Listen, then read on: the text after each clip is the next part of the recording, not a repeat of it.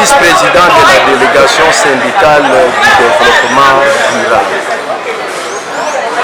Je suis venu ici pour remercier d'abord le président de la République, Félix Antoine Tshisekedi Tshilombo, parce qu'il avait bien voulu recevoir la délégation des 3 ministres, dont celui de la le vice-premier ministre de la fonction publique, Liao, Jean-Pierre Liao, et puis il y a Boji du budget et Nicolas Kazak. Les 3 s'étaient mis ensemble pour résoudre les problèmes et les accords de la commission paritaire de 2021. Et il se fait maintenant qu'un problème d'argent s'est posé pour payer tout le monde. Et il se fait qu'ils ont conduit la délégation jusqu'auprès du président de la République.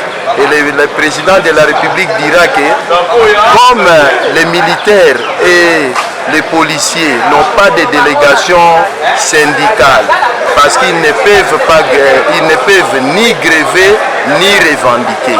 Cette revendication des fonctionnaires, tous les accords qu'on vient de signer là-bas doivent aussi concerner les policiers et les militaires. C'est pourquoi on est arrivé maintenant à donner 205 000 $ aux huissiers au lieu de 240 000 francs pour servir aussi les militaires et les policiers. Et bien, les huissiers qui étaient à 165 000 francs va recevoir au mois d'avril 205 000 francs congolais. Bon. Concernant l'IPER, avec la délégation, avec la décision du ministre de la fonction publique, celui du budget et des finances, qui s'était rendu auprès du président de la République, ensemble avec l'INAP, les syndicalistes et la partie gouvernementale, ainsi que la présidence de la République se sont entendus ensemble pour que l'IPER puisse être diminué à 250 000 francs pour les agences. Donc, si j'ai dit ça, ce n'est pas pour les diminuer, mais c'est pour dire que les agents qui ne sont pas des cadres, et les cadres auront vont payer 4 000 francs du côté IPER. De toutes les façons, nos remerciements s'adresseront personnellement au président de la République et au vice-premier ministre de la fonction publique qui avait bien voulu résoudre les problèmes des fonctionnaires. À l'unanimité, donc à la majorité totale, tous les délégués syndicaux, nous sommes décidés à voter pour. Nous avons voté pour, nous avons dit oui à la décision et à l'intervention du président de la République.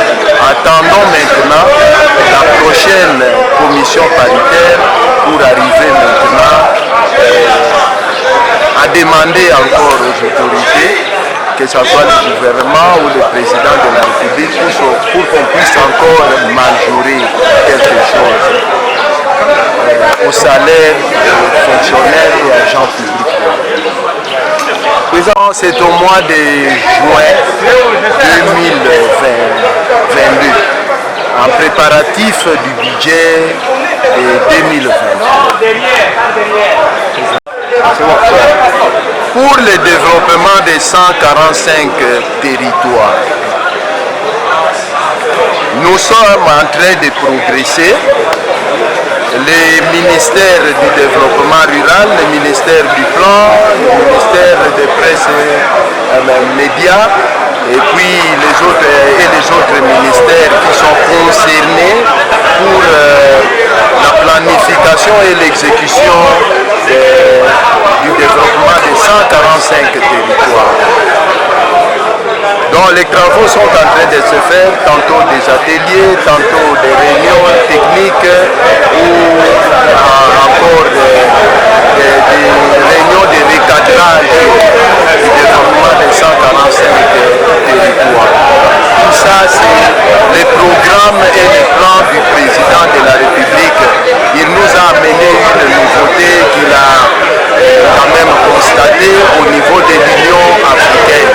Il veut maintenant que la République démocratique du Congo soit aussi au même niveau que les autres pays d'Afrique qui sont déjà au bain d'action pour le développement de leur contrée. C'est pourquoi maintenant le développement local du président de la République démocratique du Congo, le développement indigène, le développement autochtone du Congo et le développement, que ce soit des secteurs, des chefferies, tout ça, sont contenus aussi dans le développement des 145 territoires. Nous disons merci au président de la République, merci au Premier ministre Samalou Kondé, parce que c'est lui qui avait tout coordonné pour réunir le gouvernement avant le conseil des ministres par une réunion préparatoire du conseil des ministres qui avait décidé pour qu'on entame le développement de 145 territoires. De toutes les façons, nous demandons maintenant au ministère du Plan de bien vouloir mettre en place une commission interministérielle pour l'agriculture, le développement rural, les travaux publics et les autres ministères d'approche de la population, comme l'enseignement, la santé, soient aussi participants aux actions qui va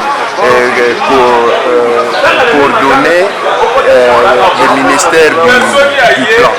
Donc, nous demandons au ministre du Plan de bien vouloir réaliser le programme du président de la République qui est aussi du Premier ministre du gouvernement entier. Merci beaucoup.